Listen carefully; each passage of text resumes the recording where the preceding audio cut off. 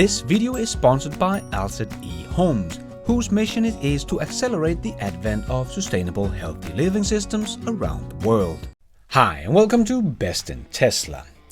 Mercedes EQS, the flagship for Mercedes EVs.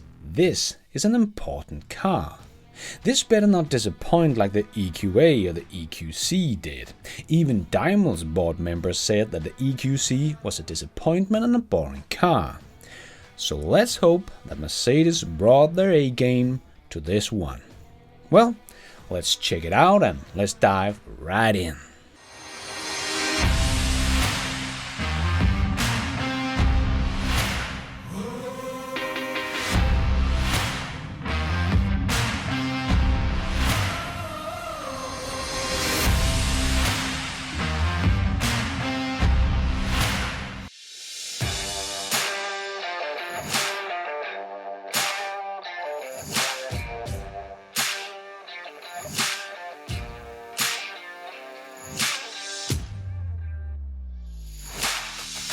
So Mercedes revealed their EQS, Mercedes' new flagship of their electric cars.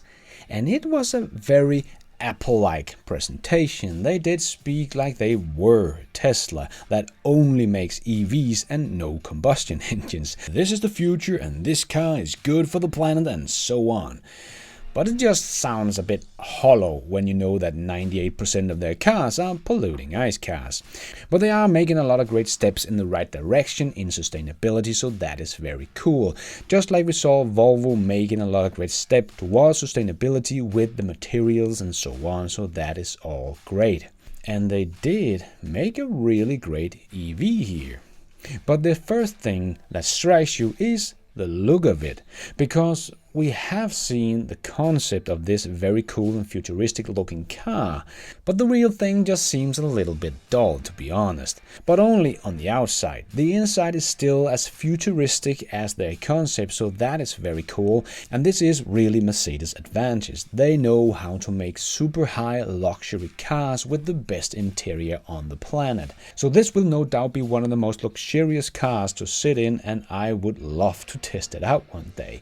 And when it comes to the car itself, as an electric car, it holds up pretty good. I was afraid after seeing the bit boring EQA that this car would be very boring as well. But I think they actually went the right way with this one. If we take the Porsche Taycan that focused on performance and luxury and not so much range, Mercedes here with the EQS are focusing on luxury and range and not so much performance. Don't get me wrong, it has a 0 to 60 in just 3.8 seconds. That is still very fast, but not as fast as, of course, the Porsche Taycan's 2.6 seconds. But I think Mercedes did the right thing here. 3.8 seconds from 0 to 60 is just fine, still very fast car. Top speed limited to 208 kilometers an hour, which is fine, and the range of 770 kilometers VLTP is more than enough. So the performance of this car is very, very good, and I think it is, as Mercedes said, the most luxurious electric car on the planet right now. I have not been in the car, so I really don't know, but I can imagine how luxurious this is, with the multiple screens up in the front and the back, and even this little tablet in the back in the armrest, but that is actually just a Samsung Tab from 2014. So okay, it will do the job, but in a luxurious, very expensive car like this, they could have thrown in something a little bit more up to date. A 7-year-old technology is just very outdated. But beside that, I have absolutely no doubt that this car is luxurious up and beyond. I don't really think Lucid can match this kind of luxury inside the car, but we'll have to wait and see. But one thing Lucid does have is a very big, spacious frunk, which the Mercedes will not have. They said it was because of the air cleaning system, but you know, Tesla has a biodefense mode that cleans the air totally, and they have a big, huge frunk. So I just think Mercedes still have a thing or two to learn about making electric cars. But they have done very well on this one. anyone that is going to buy the Mercedes EQS will not be disappointed, because they are getting exactly what they would expect from a Mercedes S-Class car. So that is cool, and even made the range of the EV one of the best in the industry, and the performance is up there. I know when we talk about Tesla, 3.8 seconds is some of Tesla's slower cars, but this car is not made to be a crazy performance car. So 3.8 seconds is just perfect, and the charging time is also pretty good. It comes with 200 kilowatt charging and give you 300 kilometers in just 15 minutes. So that is also very good. I would have been disappointed if it came out with something like the ID3 or the ID4 for that matter, 125 or 150 kilowatt charging, especially with the EQS big 108 kilowatt hour battery pack. So 200 kilowatt is the minimum in my opinion, but it's also good enough if you ask me. Of course, we will always like to have more, and we do expect the best from Mercedes, and here they don't give us the best the industry has to offer, but 200 kilowatt is still on the good side. But it is a nice electric car, probably the most luxurious EV on the planet. I have a hard time comparing this to the Tesla Model S because the focus of these two companies is just very different.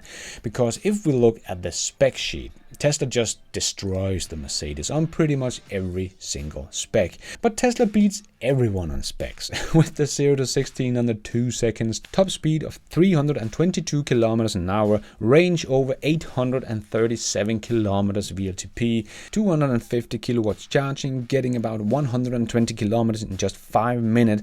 But that is Tesla's focus. They want to be the best performing EV on the planet, and their Model S Plaid Plus is exactly that, the king of EVs. But even though I think the refreshed Model S will feel very luxurious inside, I think you will get a different feeling with the Mercedes, because their focus is on luxury, with massaging seats and all that kind of stuff. But both of them are focused on technology. The EQS will be jam-packed with the best possible tech and voice control and all that good stuff. But before we get more info about the Mercedes technology, the user interface, and of course get the new version 9 of Tesla's user interface, it is really hard to make comparison here. Mercedes says it will come with a level 3 full self-driving, so that's very cool, and they have always been very good at this for many years. I don't think they will get to level 5 anytime soon, but I think Tesla will, so Tesla will no doubt in my mind win this race, and probably sooner than people expect. But if we are not looking for the future full self-driving down the road, but just want an awesome driving assist system, Mercedes S-Class has always had some of the world's best. So I do think the Mercedes made a great electric car here. They made it exactly as they should, with very good range, nice performance, luxury like probably no one else. So the only really negative thing I have about the car is the look is a bit boring, especially compared to the cool concept car. And that still bugs me, that the old automakers always makes these crazy concept cars and then disappoint with the real world car. With Tesla, it is the other way around, and I really like that. But if I had the money to buy either the Tesla Model S Plaid Plus or the EQS, I would probably still go with the Tesla. I also prefer the look of the Tesla, the charging network of course, the charging speed, the performance. The boy in me just really like that kind of stuff. So of course I would buy the Tesla, but this is BestInTESLA, so that's not really fair to the Mercedes EQS. So let me know in the comments what you would buy. But I think the EQS will do really well, as will the Model S Plaid Plus and the Lucid, if they can get that one to production, of course. There are plenty of room for all of them in the EV market, so it's not about beating each other. It's about yet another great choice of an EV on the road, and I wish them all the best of luck. The price should start about $100,000, so not cheap by any means, and you will of course be able to put 1,000 different add-ons on the car probably, but we are talking about Mercedes. They have never been an affordable car, so the price is actually not bad. I had actually expected it to start higher than that. So I think they did really well. This is the first Mercedes EV that I'm actually excited about. So nice job, Mercedes. Well done. And thank you for watching. And until next time, take care out there and be nice.